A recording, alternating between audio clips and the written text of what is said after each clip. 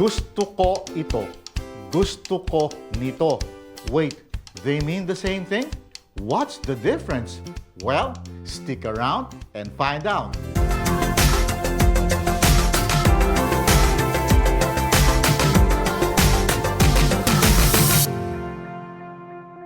Kumusta po kayo? Welcome back. This is part 5 of our discussion on the Tagalog demonstrative pronouns or panghalip pamatlig. If you've been watching this channel regularly, you'd know what Tagalog demonstrative pronouns are already. If not, I encourage you to see parts 1 to 4 of this series to get you up to speed. The links are in the description box down below. Please check them out so that this current video will make sense to you. We already know that there are 6 categories of demonstrative pronouns in Tagalog, as you can see on the table. In this video, we are moving to the second category, the indirect demonstrative pronouns. If you have been learning Tagalog, especially from this channel, you'd be familiar by now with the terms direct and indirect markers, or direct and indirect personal pronouns. In our chapter on personal pronouns, we have learned that Group 1 pronouns are sometimes called direct personal pronouns and Group 2 as indirect personal pronouns. For example, ako is direct and ko is indirect. Like, kumakain ako. I am eating something. The focus is on ako, I. It is I who is eating and no one else. Kinakain ko. I am eating something or something is being eaten by me. The focus is on that something that is being eaten by me, ko, and not any other thing that is being eaten. Got it? With Tagalog case markers, we have direct markers and indirect markers like ang libro, the book, a specific book, and no other book. Ng libro, a book. Some book, any book, and not a specific book. Got it? We have learned that the difference between direct and indirect is the focus. Is the focus the subject or is it the object?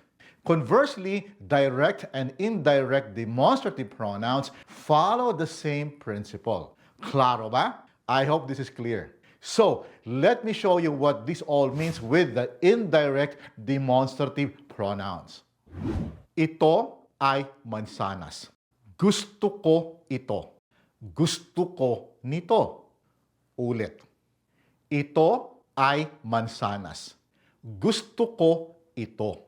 Gusto ko nito. Ulit. Ito ay ang mansanas. Ang mansanas. Gusto ko ang mansanas. Gusto ko ito. I want this. This one. This apple. Not any other apple, but this one.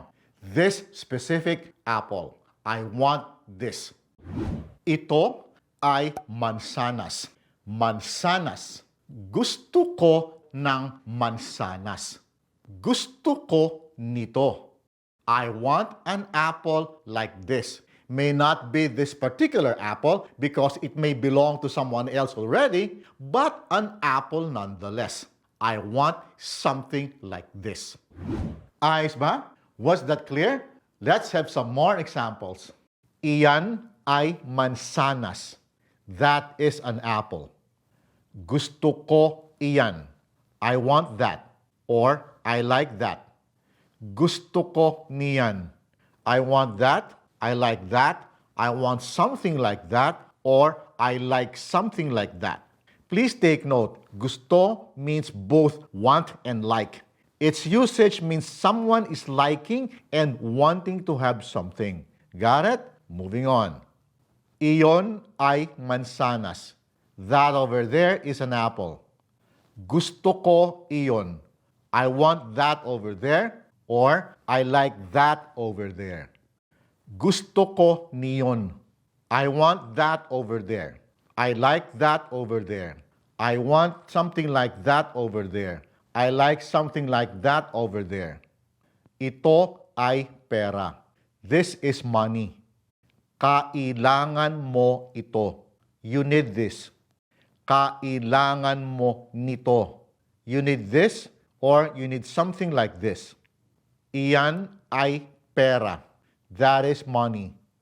Kailangan mo iyan. You need that. Kailangan mo niyan. You need that or you need something like that. Iyon ay pera. That over there is money. Kailangan mo iyon.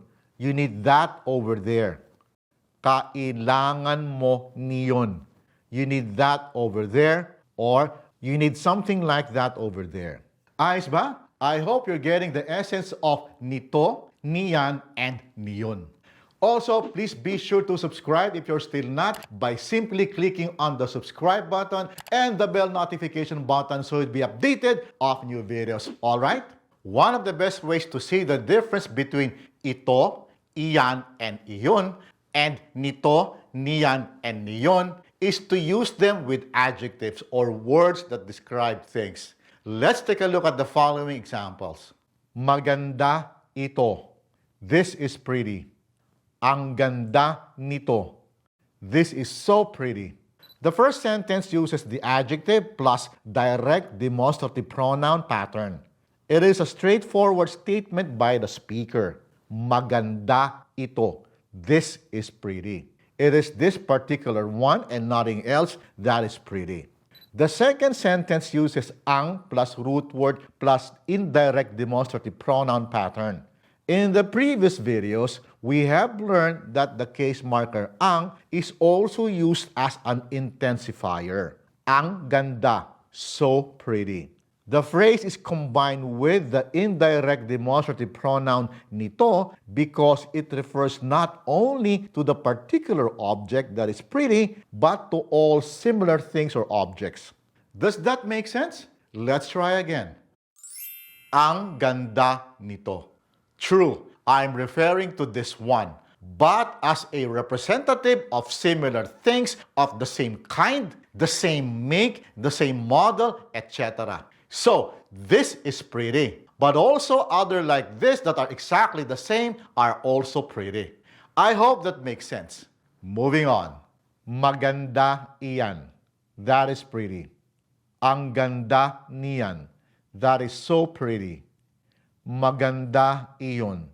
That over there is pretty. Ang ganda niyon. That over there is so pretty. If you are still confused, just remember that we use nito, niyan, and niyon when intensifying the characteristics of an object. Let's have some more examples. Mahal ito. This is expensive. Ang mahal nito. This is so expensive.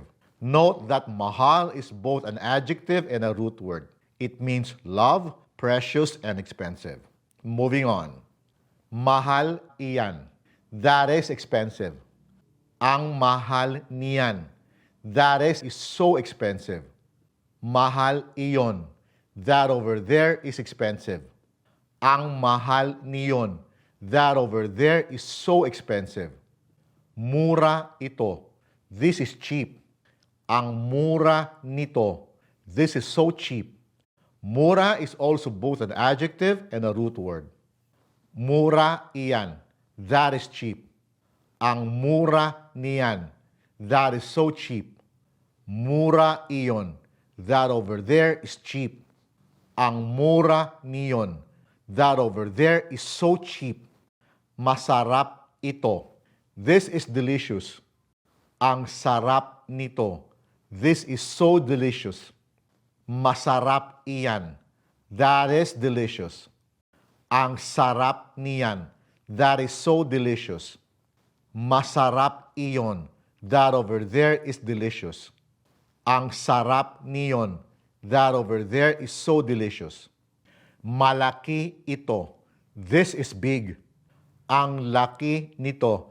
This is so big. Malaki iyan. That is big. Ang laki niyan. That is so big. Malaki iyon. That over there is big. Ang laki niyon. That over there is so big. Matulin ito. This is fast. Ang tulin nito. This is so fast. Matulin iyan. That is fast. Ang tulin niyan.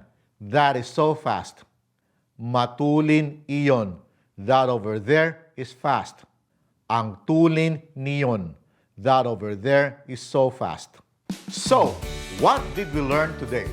We have learned that the indirect demonstrative pronouns NITÓ, NIYÁN, and NIYÓN are used to refer to non-specific objects. We also have learned that when combined with adjectives, they become intensifiers.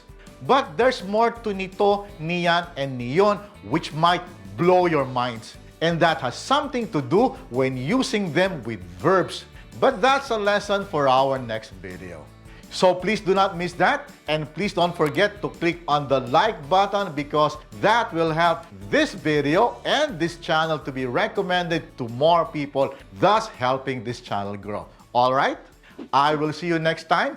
Maraming salamat po at hanggang sa susunod.